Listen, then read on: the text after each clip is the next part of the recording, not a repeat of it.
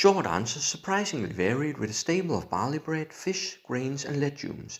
Barley bread was used due to its ability to store long without spoiling. Generally speaking, a Roman sailor's diet was not that far removed from the diet of other working men of the Roman Empire. As mentioned in my prior video about the journey of Apostle Paul, paying passengers had to provide their own provisions. The sailors were paid employees or slaves, however, and they were fed on board. Earlier it was expected the Roman sailors relied solely on cold or preserved food. New discoveries of wrecks in the Mediterranean have shed new light on this, as a number of ships with kitchen facilities on board have been found. This indicates that the sailors have also been fed hot meals on board while they were en route between ports. Still, most of the foodstuff would have been preserved food which could be stored without spoiling. This does not separate it much from what would have been available on land, that is peas, beans, dried fruits and grains, all that could be boiled up to soups and porridges. And this is an important point. Being able to cook the food greatly improves the availability and possibility of provisions. Ship owners had a motivation to keep the crew, free or slave, well fed enough for the hard work of the ship. And being able to boil the food actually meant that more and cheaper provisions would be available. Most meat would have been dried fish, but fishing utensils have been found in wreckages, indicating that the sailors could gain fresh fish by catching them en route. This would have been a welcome addition to the general menu. Whether these fishing utensils belonged to the crew themselves or were issued is not known. Also, the ability to do some fishing en route would depend greatly on the weather conditions, as bad weather would make it difficult. Furthermore, the fishing would only be done when it did not hinder the work of the sailors, that is, getting the ship to its destination.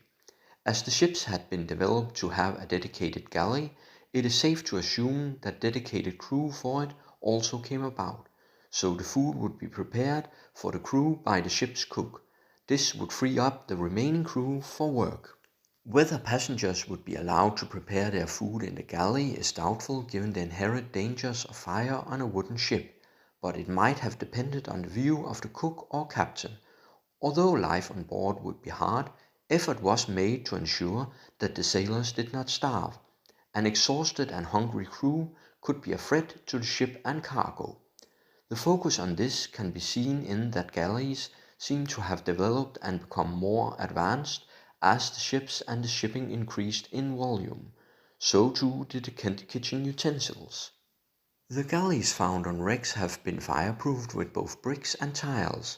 The larger Corpita wrecks have even had braziers with water tanks to prevent the lead of the braziers from melting. This goes to show that not only boiled hot food was an option. Roasted food must have also been on the menu, which would have suited freshly caught fish. Also, open fire braziers might have made it possible to bake bread via clay pot cooking, which was a staple of Roman cooking as seen in the modern version of the German Römertopf. This all goes to show quite the variety in options aboard the larger Roman cargo vessels. All that being said, it did not mean that Roman sailors would not suffer from hunger or food deprivation during their journeys. Only some measures were taken to ensure the nutritional health of the crew, even if only to secure the safe arrival of the cargo. And the safe arrival of the cargo was quite important, as a large part of, if not the by far main part of cargo shipped was base foodstuff to feed the larger cities of the empire like Rome herself. Keeping this transport afloat was the very cornerstone of the Roman Empire itself.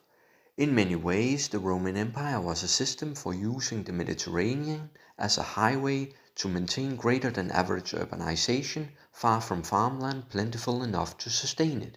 It is only logical that some degree of this foodstuff would be spent on the people moving it, so the sailor's diet was much like the commoner's diet around the Mediterranean. If you liked this video and would like to read more, I have linked some sources below.